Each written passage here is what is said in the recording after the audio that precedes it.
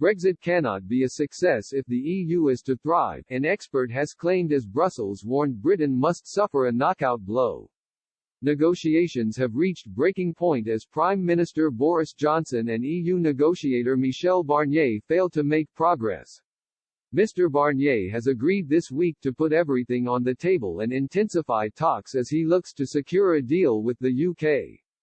Brussels and London have clashed over red lines on state aid, regulation and fisheries as the end of the transition period approaches.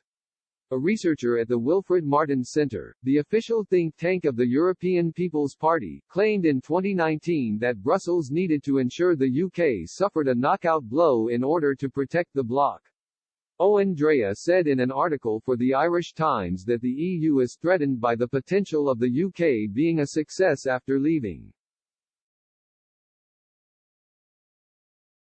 He said, put simply, Europe continues to underestimate British abilities to adapt, and possibly even thrive, in a post-EU environment. Brexit may well be an obscene act of economic self-harm, but that does not preclude the probability that Britain will remain a powerful economic and political actor on the world stage.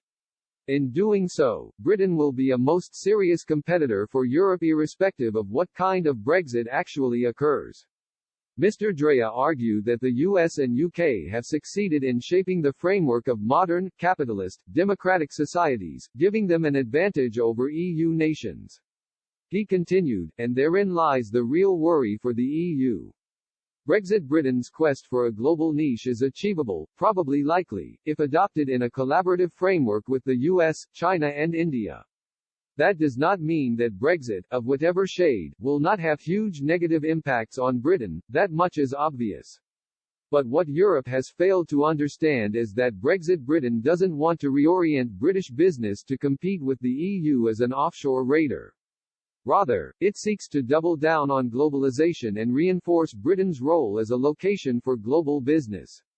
The protection of British business died with Thatcher, whereas in Europe it lingers like the odor of a bygone era.